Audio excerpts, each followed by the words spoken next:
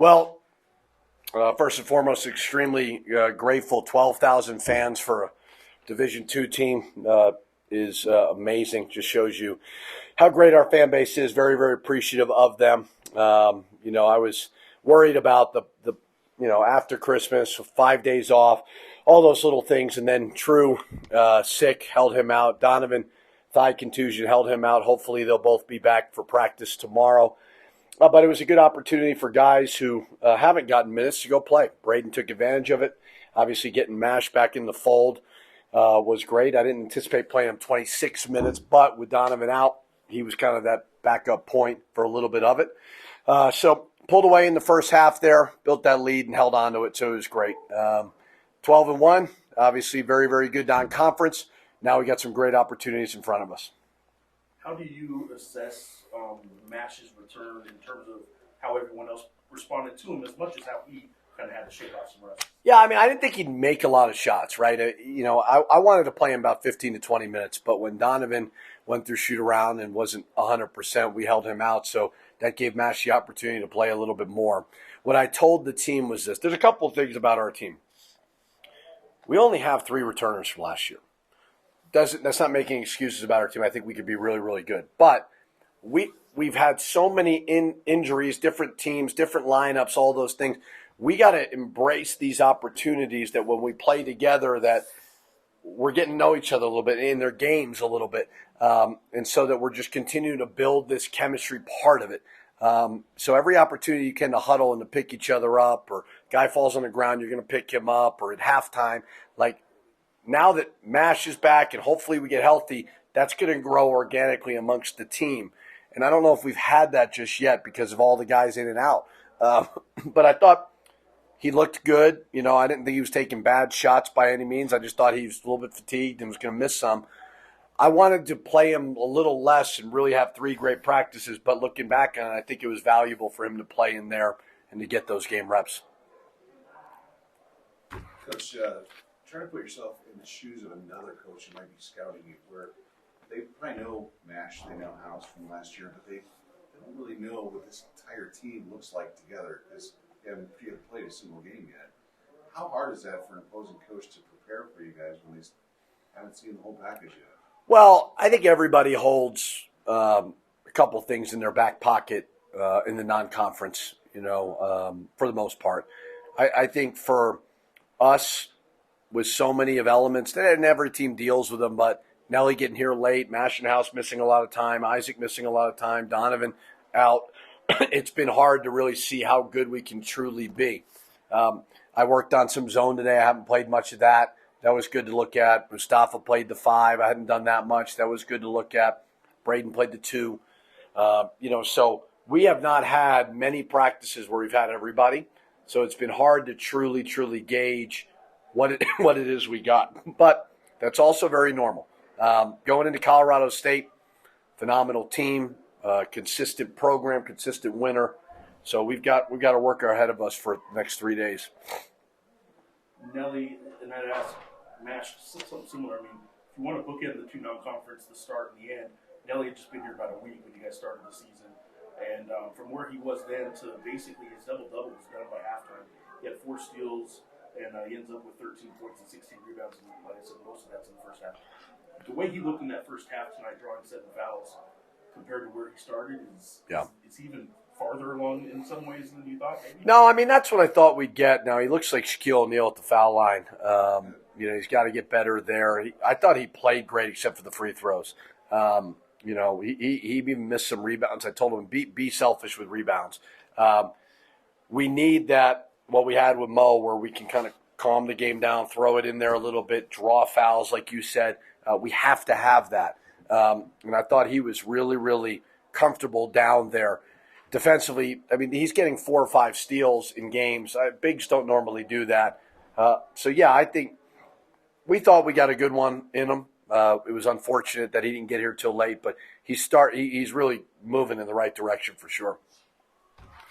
You're about to start season 2, basically, going into conference play. How do you feel about where the team is right now? Good. I mean, I think again, it's to go 12-1, great.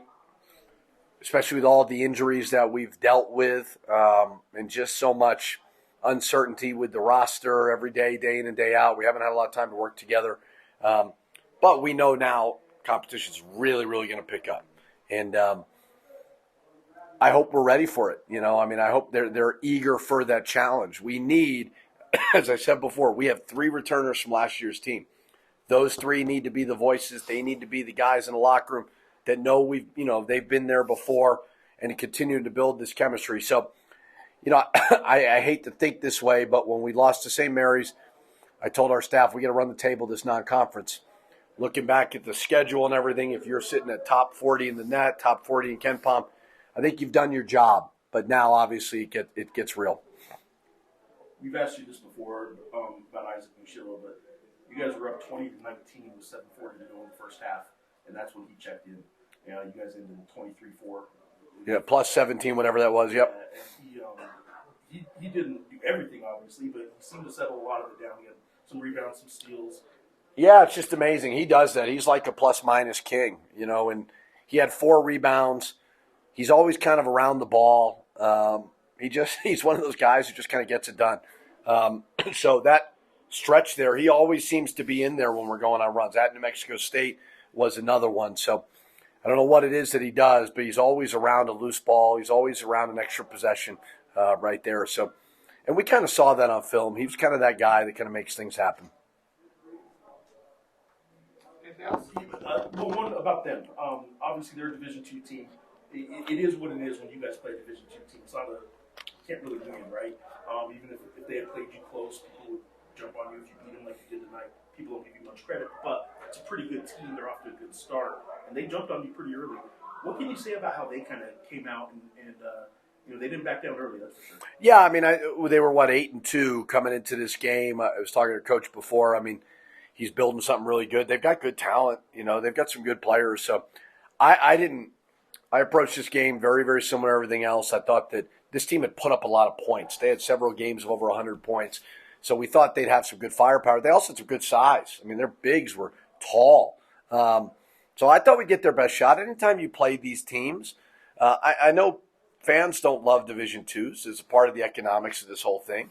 But I thought we got a lot out of it, and I think credit to Eastern New Mexico for doing that. It felt good. I'm grateful to be able to, get back out there and play the game I love, be out there with my teammates and stuff like that. First game rust was there. I expected to be there. So even I can be, work out all I want over, the span of a couple weeks, but nothing like playing a real game. So I'm glad I got the first one under my belt and ready to get Colorado State. Having not ever missed a game like just missed 7, how frustrating was the last month? It was, very frustrating. I learned a lot about myself, a lot about others, just being able to kind of be out and observe and, kind of how I can just insert myself into this team in a positive manner. But I try to stay as positive as I can, throughout anything in life because, life's going to throw tons of stuff at you all the time. So you got to be able to be resilient and just take what life gives you and keep going. Was it helpful? Yeah, exactly. Yeah. This team still has not had everybody together in one game. So I'm sure you guys know you have, but it's like the rest of us, probably every other coach in the Mountain West has no idea what to expect. What can we expect from this team? It's all 12 guys ready.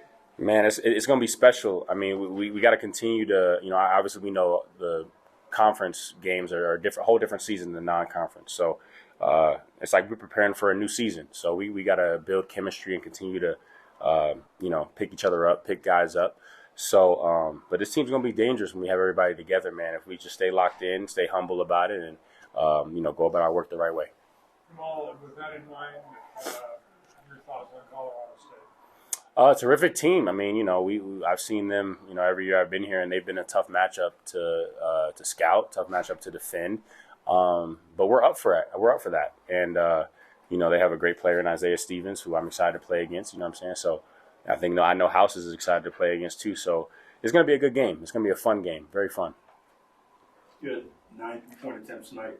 I know you said some of it was the rust there. Is 9 as many? I know you said you were going to take more this year.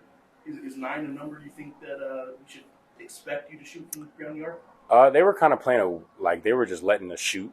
So it was like when teams do that and they just kind of just let us shoot and like we just got to knock it down. I just got to knock it down. I mean, so I know Colorado State's not going to play us like that. So it's different. I mean, I let the threes come as they go and, take what they give me. So that's what I try to focus on. This is a team that, while you were out for 7 games, House missed 5 games. I know you guys actually played 15 minutes together in that opener. Yeah. Now Donovan, who kind of emerged and showed people what I know you guys saw last year, a lot of us knew he could be pretty good. He kind of became a lead guard too. You guys now have 3 lead guards. I'm curious. We asked Pitino about it, and I'm curious what your thought is and how you, House, and Dent are going to mix. How the 3 of you can coexist on the court together. Definitely. I mean, we can definitely coexist and have a positive impact if we defend and rebound. That's an emphasis for us when we have those 3-guard lineups in. Is like, can we be scrappy? Can we be, pest on the ball? And if we can continue to develop that in these days of practice and leading into these important games in the conference, then we're going to be dangerous to mess with because you see in the NBA they have so many lead guards playing on the same team, and it works. It works if you defend and rebound. So that's what we got to do. The injury to your hand. Did it actually happen during the Rice game, or when did it happen? The injury in the hand happened in the first exhibition game. So I was playing with it, just trying to play through it through the first exhibition game. So, and then the leg what happened with my leg, that happened at the Rice game. Yeah. The hand injury, was it a contact thing? I tried to be a shot blocker at one point, and I hit my hand weird on the backboard, and it like angled in like this, and then it tore that ligament in there. So that's what happened. Was surgery ever an option? Nah. I mean, I was just gonna give it time, let my body heal the way it's supposed to be, and I was just gonna give it time, and time is helping. So, yeah. So Nelly, when you guys started the season, and the 3 of you guards actually did get to play, like I said, for 10 minutes or whatever it was. Nelly had just gotten there a week before that, so you guys just got to know Nelly. Then tonight, if you book in the non-conference with where you started with Nelly, just kind of learning and just meeting you guys. So tonight he had a double-double by halftime. Yeah. What did he end up with? He had Nelly ends up with 13 points, 16 rebounds, 4 steals. I think pretty much all in the first half. Yeah. What's it like? Seeing how far Nelly has come along, and how does a big man like that help you guards? Yeah, I mean, I knew that when he came here, he needed to just get adjusted and just get, his wind back, his flow back, rhythm back. Because basketball is all about rhythm. And then, when you take time off and when you're just not at practice and you're just not really in the flow, it's kind of difficult to get that back. And we see over these past 5 games, he's gotten it back. So he's made a big impact for us defensively, rebounding the ball, and even on the offensive end. I don't think people can stop him down there. So, he continues to, do well in reds in our hedge ball screens, getting his hands on, deflections and stuff. So he's great. He's going to continue to get better each and every game. Just a quick follow-up on the hedge you mentioned. Big men doing that hedge get called for moving screens and throwing their hip out a lot. Nelly doesn't get called for that very often. Lowe was last year, Sebastian gets called for some. Big men everywhere. Do you know what Nelly does differently that he's able to handle that where other big men can't? He's a little bit more agile than you would expect that you think he is. I mean, he's very quick on his feet laterally than most bigs. So he's able to kind of time it and get his hands on a lot of stuff, so he can move his hips. So, and the dude just does so much flexibility training. So he takes care of his body. So, I expect him to continue just to get better each and every game at that and stuff like that. And he's made a huge impact on that end as far as just those hedges. So, yeah. Anything else for Jamal? I want to ask you one more thing about Isaiah Stevens. The other day we asked Coach about what he mentioned to you guys last year. Just this week, he was one of the national guys that covers college basketball listed as an All-American guard. Going into a game like that, I mean, how much of a motivator is that for the 2 of you? When you're going against a guy that's getting a lot of attention, when the 2 of you are doing your own thing and probably not getting the spotlight that he is. Yeah, I mean, the credit to him. I mean, he's a great player. I mean, everybody has their own blessings, their own, their own story, their own path, and I'm just excited just to go up against that. And I'm a competitor like anybody else. House is a competitor like all of us. So, we're just ready to go win a basketball game, man. We're not worried about one dude. We're just we're worried about us as a collective because we know what we got. So that's what we got to say on that one.